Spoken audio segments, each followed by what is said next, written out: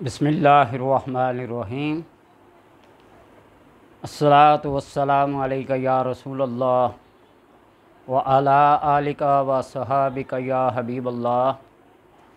अल्लाहुम्मा सल्लि अला मुहम्मदिन व अला आलि मुहम्मदिन व बारिक व सल्लिम। सल्लल्लाहु अलैका या मुहम्मद नूरुम मिन नूरिल्लाह। अल्लाह तबारक व ताला जब अपने करम के दरवाज़े खोलता है तो बस उसके करम के दरवाज़े के खुलने की देर है, बंद तो वो है नहीं। हमा वक्त हर लम्हा हर लहज़ा हर घड़ी वो खुले रहते हैं, लेकिन उसकी हिकमत और मसलहत के तहत जब वो अपने बंदे पर करम करता है तो फिर किसी से पूछता नहीं। हम लोग वज़ाइफ और अमलियात के पीछे पड़ कर चंद दिनों तक मेहनत करके जब कोई चीज़ हासिल नहीं होती तो फिर उस अमल को, उस वजीफ़े को, उस विर्द को पढ़ना और करना छोड़ देते हैं और तरह तरह के गिले और शिकवे करना शुरू करते हैं। अल्लाह तो हमारी सुनता ही नहीं है।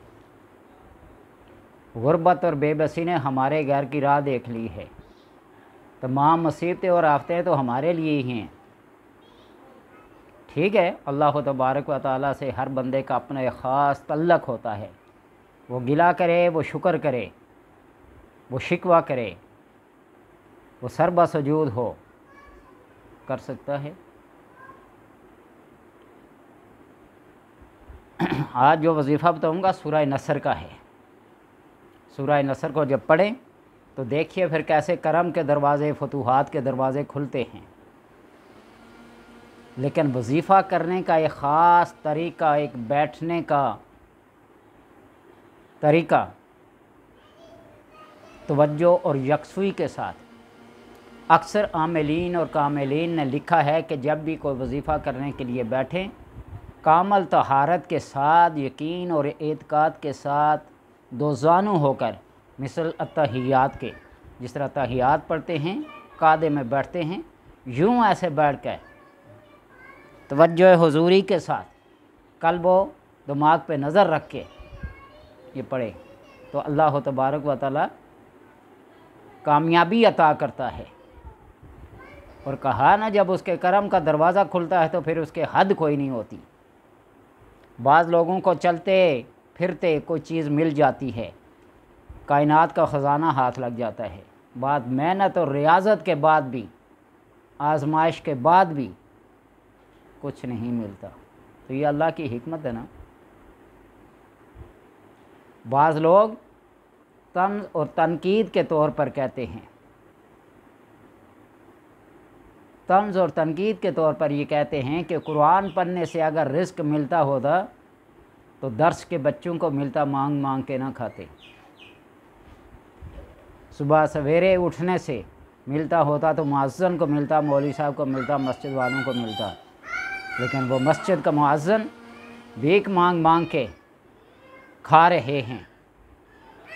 ये तंज़ है, तनकीद है, लेकिन अल्लाह तबारक व तआला की हिकमत को कोई नहीं जानता। ये मेरे पास किताब हयातुल हवान, अल्लामा कमालुद्दीन दमीरी की लिखी हुई। इसमें एक वाक़या लिखते हैं कि हज़रत आयशा रज़ी अल्लाह तआला अन्हा के एक चचाज़ाद भाई थे, अब्दुल्ला उनका नाम था, गालिबन इंतहाई शरारती बचपन में, कि हर बंदा उनकी शिकायत करता, गिला करता, और घर वाले महल्ले वाले भी उनसे तंग थे। एक दिन तंग आकर उसने भी ये कसम खा ली कि आज किसी ऐसी गार में चला जाऊंगा जहाँ कोई दरिंदा, कोई चरिंद, कोई अजदहा खा लेगा, या किसी पहाड़ से छलांग लगा के अपनी जान दे दूंगा। यही सोचकर वो एक गार में चले गए।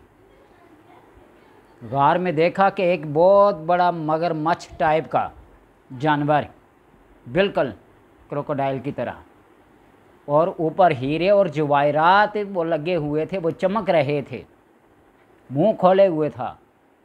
वो किसी ने मुजस्मा बना के उस गार में रखा। किसी बादशाह का ख़जाना, कोई दफीना وہ گئے اور اس غار کے اندر جا کر اس کو دیکھا تو اس کے اندر پورا ہاتھ دے دیا اس کے منہ میں.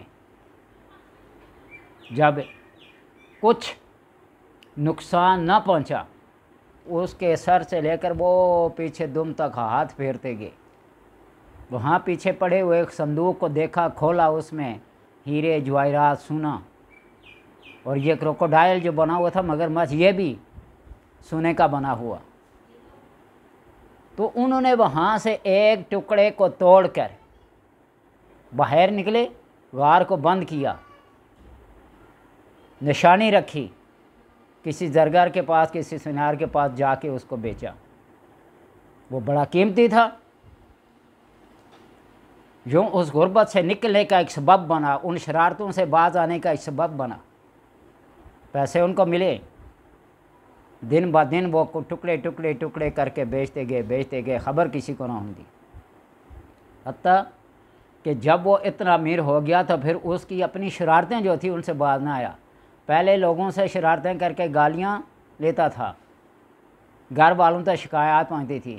اب اس نے یہ طریقہ اپنایا کہ لوگوں کے ساتھ، بوڑھوں کے ساتھ، بزرگوں کے ساتھ، ہر ایک کے ساتھ شرارت کر کے جب شکایت جاتی تو وہ کوئی ایک پیس سونے کا، ہیرے کا، جواہرات کا لیتا اور گلہ اور منت کر کے اس کو دیتا، یہ لے لے میری شکایت نہ کرنا، یہ لے لے میری شکایت نہ کرنا. غربت کے مارے کو کسی آدمی کو بھی مفت کی کوئی چیز ملے بھول جاتے پھر سارے دکھ و غم کو. تو اس لیے بعض لوگوں کو خزانہ یوں ملتا ہے اور بعض لوگ کیمیا گر محنت کر کر کے پیتل کو سونے میں، سونے کو چاندی میں، چاندی کو کسی اور دہات میں، یعنی مختلف دہاتوں میں. اب میرا یہ کہنا کہ سونے کو چاندی میں منہ سے لفظ نکل گیا، چاندی سے سونا بنا لے، سونے سے چاندی کو بنا لے، مختلف دہاتوں کو ایک کیمیا گری جو ہوتی ہے وہ کسی بندے کو حاصل ہو جائے، میسر ہو جائے، وہ پھر اللہ کے خاص کرم کا بندہ ہے، ہر ایک کیمیا گر نہیں ہوتا. تو اس لیے آپ سورہ نصر کو پڑھیں. اگر آپ اپنی حاجات کو، اپنی غربت و افلاس اور بے بسی کو دور کرنا چاہتے ہیں تو ہر بندے کی طرح میں بھی وہ نہیں کہتا کہ آپ پڑھیں گے تو فرشتے بوریاں بھر بھر کے آپ کے گھر میں لائیں گے. 5 منٹ میں، 15 منٹ میں، آدھے گھنٹے میں 80 کروڑ ڈالر آپ کو ملے گا. یہ صرف کہنے کی باتیں ہیں. یہ وظائف اور عملیات بڑے صبر آزما ہوتے ہیں. اللہ تبارک و تعالی بھی بندے کی نیت کو دیکھ کر عطا کرتا ہے. تو اس لیے جب اس فیلڈ میں، اس میدان کے آپ گھڑ سوار بنیں، اس راہ کے مسافر بنیں تو آپ کو ذرا صبر سے، تحمل سے، بردباری سے یہ سب کچھ ملے گا. اور جب ملے تو پھر غرباء پہ، مساکین پہ، یتیموں پہ، بیواؤں پہ، محلے والوں پہ، پڑوسیوں پہ خرچ کرنا شروع کر دیں. تو اللہ تبارک و تعالیٰ اس نعمت کے اندر مزید پھر اضافہ فرماتا ہے. دسترخوان کو لمبا کریں، دیواروں کو لمبا نہ کریں. وہ ایک مثل مشہور ہے نا کہ کسی بادشاہ کا کوئی ہیرا کسی چوہے نے چرا لیا، ایک مثل ہے. اور اس کی تلاش شروع ہو گئی، سارے چوہوں کو اکٹھا کیا گیا، کسی سیانے بندے کو لایا گیا کہ شناخت کرے کہ کس چوہے نے اس ہیرے کو لیا ہے، نگل لیا ہے. بہت سارے چوہے وہاں چھوٹے چھوٹے چھوٹے اکٹھے تھے. تو سیانے آدمی نے آ کر کیا کیا، وہ جو علیحدہ ایک چوہا بیٹھا ہوا تھا اس کو پکڑا اور اس سے وہ ہیرا برآمد کیا. تو بادشاہ نے یہ پوچھا کہ تمہیں کیسے پتہ چلا کہ یہ اس اکیلے بیٹھے ہوئے کے پاس ہے؟ تو وہ سیانہ بندہ یہ کہنے لگا کہ جب کسی کو نئی نئی دولت ملتی ہے نا، وہ لوگوں سے الگ تھلگ ہو جاتا ہے، وہ اپنے آپ کو کچھ سمجھنے لگتا ہے. خاندانی رئیس جو ہوتے ہیں نا وہ ایسا نہیں کرتے. تو بہرحال سورہ نصر کو آپ فجر کی نماز کے بعد 5 بار پڑھیں. ظہر کی نماز کے بعد 10 بار پڑھیں، عصر کی نماز کے بعد 15 بار پڑھیں، مغرب کی نماز کے بعد 20 بار اور عشاء کی نماز کے بعد 25 بار پڑھیں۔ یہ آپ گنتی کر جائیں، 5 اور 10 15 اور 15 30 اور 20 50 اور 25 75، پورے دن میں آپ اس 75 مرتبہ اس ترتیب کے ساتھ پڑھیں۔ تو جس طرح اس کا مفہوم ہے اذا جاء نصر اللہ والفتح ورأیت الناس یدخلون فی دین اللہ افواجا، جب اللہ کی مدد آ جائے اور آ جاتی ہے تو پھر اس کی فتوحات ملنا شروع ہو جائیں۔ فتوحات سے مراد صوفیاء کے نزدیک وہ ایسے انعامات ہیں،